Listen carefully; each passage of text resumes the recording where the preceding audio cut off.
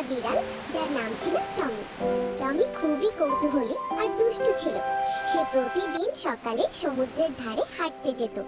ঢেউ দেখা, বালিতে খেলাধুলা করা আর ঝিনুক কুড়ানো ছিল তার সবচেয়ে প্রিয় কাজ। একদিন সকালে টমি বালির ওপর হাঁটছিল। হঠাৎ সে সমুদ্রের দিক থেকে একটা মিষ্টি কণ্ঠ শুনতে পেল। হ্যালো, কে কি আমাকে সাহায্য করবে? টমি অবাক হয়ে চারদিকে তাকালো। তারপর সে দেখলো একটা বড় পাথরের পাশে বসে আছে এক সুন্দর মারমেড। তার লম্বা নীল চুল আর ঝকঝকে মাছের লেজ ছিল। টমি ধীরে ধীরে কাছে গিয়ে বলল, মিয়াও, তুমি কে? মারমেড হাসলো। সে বলল, আমার নাম মীরা, আমি সমুদ্রের মারমেড, কিন্তু আজ আমি খুব দুঃখী। টমি জিজ্ঞেস করলো, কেন দুঃখী? মীরা বলল, আমার একটা জাদুর মুক্তা ছিল।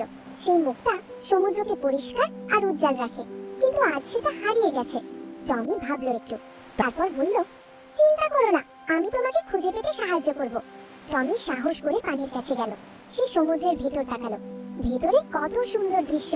রঙিন মাছ সাঁতার কাটছে, একটা কচ্ছপ ধীরে ধীরে ভেসে যাচ্ছে, আর প্রবালগুলো ঝকঝক করছে। হঠাৎ একটা ডলফিন লাফিয়ে উঠলো। ডলফিন বলল, আমি একটু আগে একটা ঝকঝকে মুক্তা প্রবালের কাছে দেখেছি। টমি আর মীরা খুব খুশি হলো। তারা ডলফিনের সাথে সেখানে গেল। প্রবালের মাঝখানে সত্যি একটা উজ্জ্বল মুক্তা ঝকঝক করছিল। টমি সাবধানে মুক্তাটা তুলে মীরার হাতে দিল। মীরার চোখ আনন্দে চকচক করে উঠল। সে বলল, ধন্যবাদ টমি, তুমি সত্যিই খুব ভালো বন্ধু।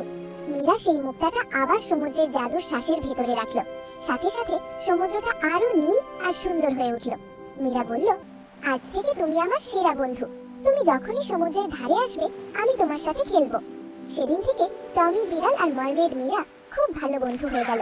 তারা একসাথে ঢেউয়ের সাথে খেলতো, ডলফিনের সাথে সাঁতার কাটতো আর সমুদ্রকে পরিষ্কার রাখতো। টমি প্রতিদিন নতুন নতুন সমুদ্রের গল্প শুনতো, আর মীরাও টমের সাথে খুব আনন্দের সময় কাটাতো। গল্পের শিক্ষা, অন্যকে সাহায্য করলে সত্যিকারের বন্ধুত্ব তৈরি হয়।